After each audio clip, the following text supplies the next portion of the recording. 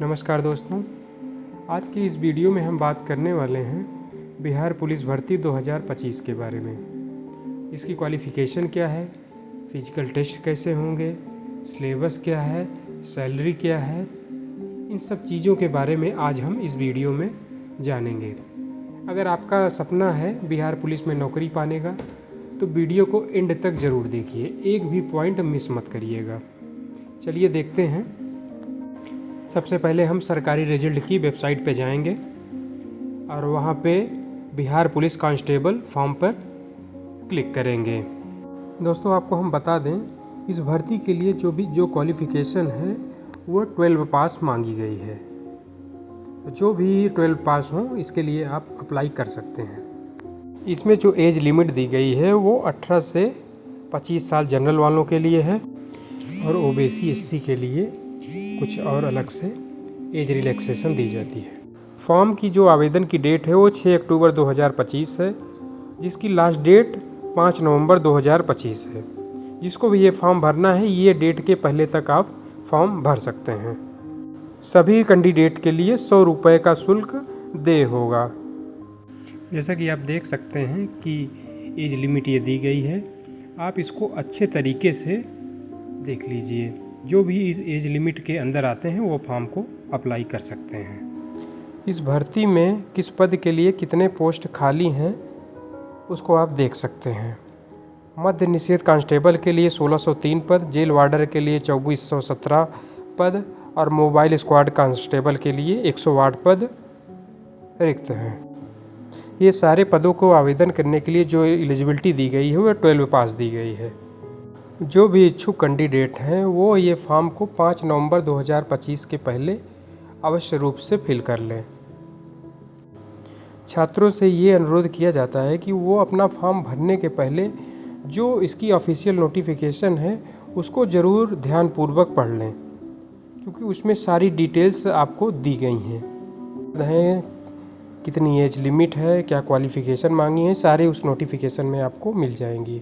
Bihar police constable की जो चयन प्रक्रिया है वो 4 स्टेप में पूर्ण की जाएगी। पहला है रिटन टेस्ट, दूसरा है फिजिकल इफिशियंसी टेस्ट, तीसरा है डॉक्यूमेंट वेरिफिकेशन और चौथा है फाइनल मेरिट। ये चारों चीज़ों के बाद आपका फाइनल सिलेक्शन होगा। चलिए देखते हैं इसकी ऑफिशियल नोटिफिकेशन कहाँ मिलेगी।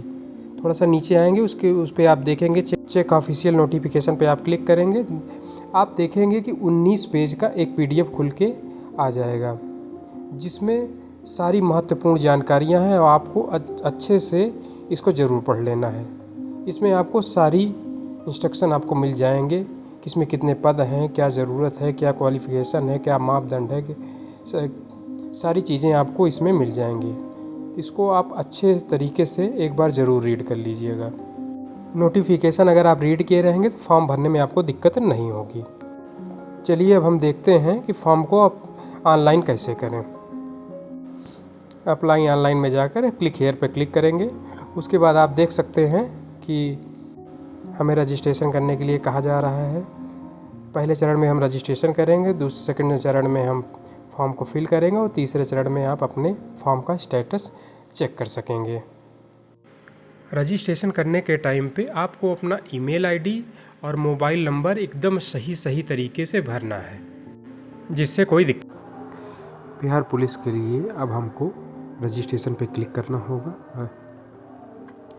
इसमें कुछ आपको इंस्ट्रक्शन दिए गए हैं जो आपको पालन करने हैं, और इसमें आप देख सकते हैं कि क्या क्या ज़रूरत वाली चीज़ें हैं। आप इसको पूरी तरह से ज़रूर अच्छी तरह से पूरा इसको रीड करके ही आप फॉर्म भरना चालू करें। इसमें सभी कैटेगरी के लिए आपको 100 रुपये का शुल्क दिया गया है। इस पर आप टिक करके इसको प्रोसीड पे क्लिक करेंगे। यहाँ पे आपको फर्स्ट नेम डालना है, जो भी आपका फर्स्ट नेम होगा, और फर्स्ट नेम डालने के बाद अगर आपका मिडिल नेम है तो मिडिल नेम, नहीं तो आप सर नेम में अपना नाम फिल कर देंगे। उसके बाद आपको नेशनलिटी सेलेक्ट करना है, जिसमें आप इंडियन सेलेक्ट करेंगे। उसके बाद आपको मोबाइल नंबर आपका फिल करना है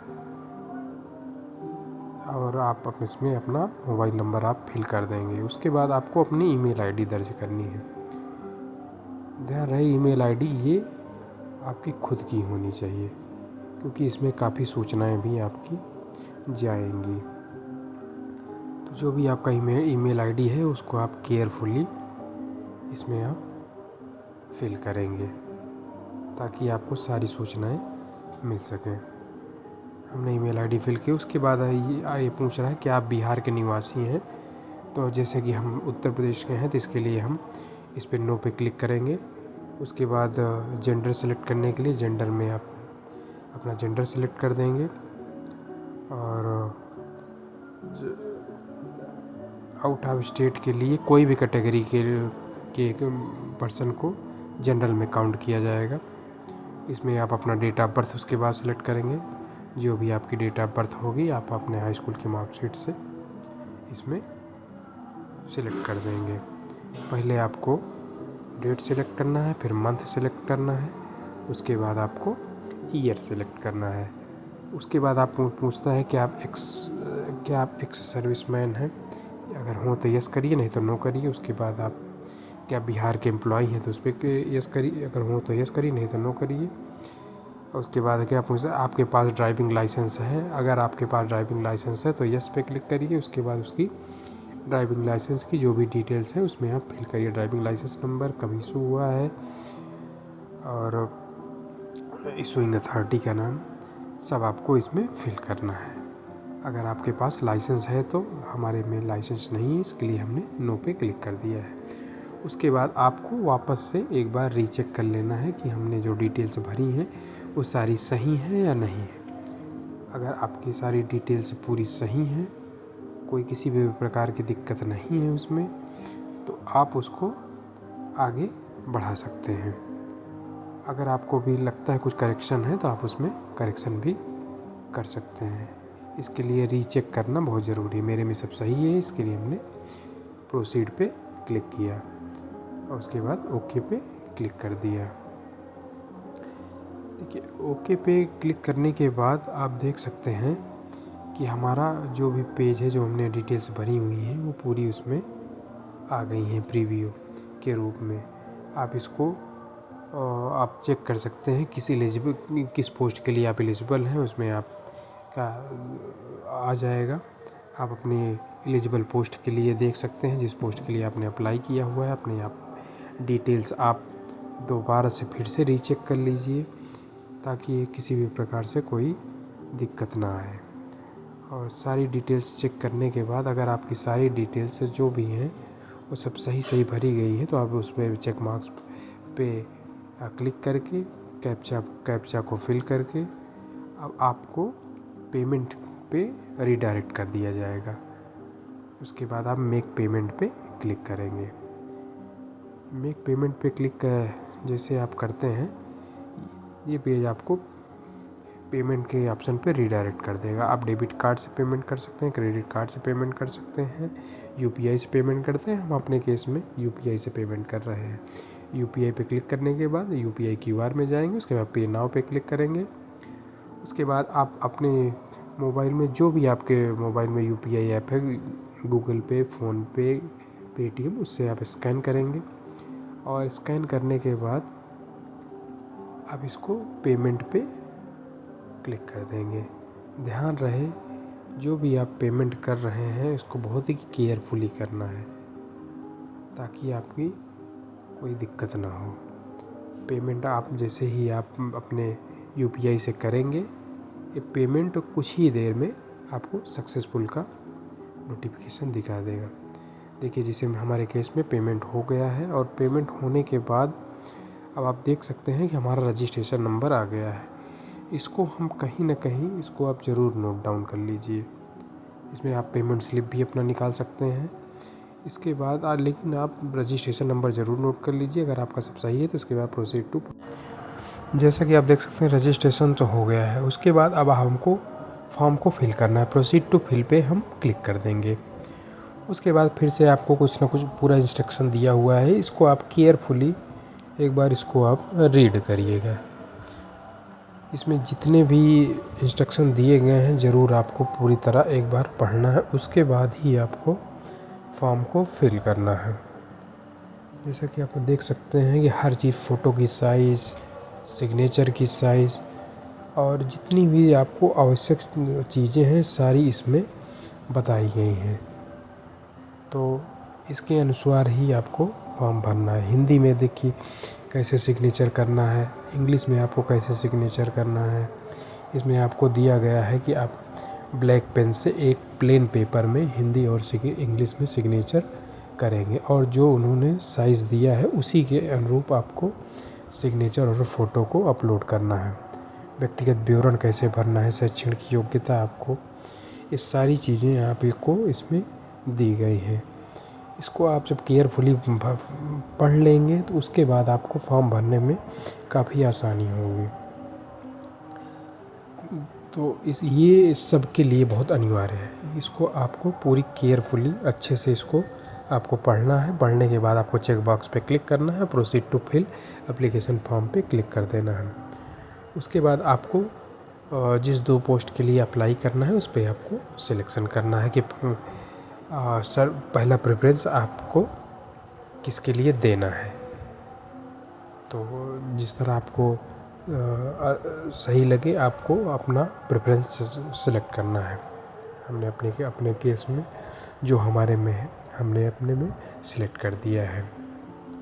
आपको जो पहला प्रेफरेंस देना है इसमें आप अपने अनुसार दे सकते हैं। उसके बाद आप देख सकते हैं इसमें फादर नेम पूछ रहा है, तो आप इसको अपने हाई स्कूल की मार्कशीट के अकॉर्डिंग इसको भर सकते हैं। उसके बाद आप देखिए मदर नेम पूछ रहा है, इसमें भी आप अपने मार्कशीट के अकॉर्डिंग इसमें डिटेल्स डाल देंगे। उसके बाद पूछ रहा है कि आप मैरिड हैं, अनमैरिड मैरिड हैं, ये आप भर दीजिए। उसके बाद आइडेंटिटी कार्ड के लिए पूछ रहा है कि आप कौन सा आइडेंटिटी कार्ड उसको एग्ज़ाम के टाइम सामने देंगे।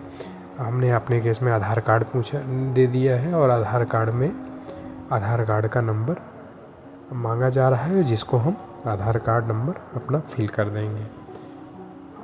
अपनी आधार की डिटेल एकदम केयरफुली देना है जी। उसके बाद इसमें इंटर आइडेंटिफिकेशन मार्क, इसमें आप बॉडी मार्क्स अगर कुछ हो तो उसमें आप इसमें टाइप कर सकते हैं। उसके बाद आप देख सकते हैं एजुकेशन क्वालिफ़िकेशन डिटेल्स मांगी जा रही है जिसमें हमें हाई स्कूल की डिटेल्स और इंटर की डिटेल भरनी है। इस वैकेंसी के लिए हमें जो एलिजिबिलिटी चाहिए वो 12 पास चाहिए। अब जैसे हमने हाई स्कूल की डिटेल्स यहाँ मांगी जा रही है तो इसमें आप name of school, board, university, इसमें आप स्कूल का नाम भी डाल सकते हैं। उसके बाद इसमें सर्टिफिकेट नंबर या मार्कशीट नंबर आपके पास जो भी हो उसमें आप इसको फिल कर सकते हैं।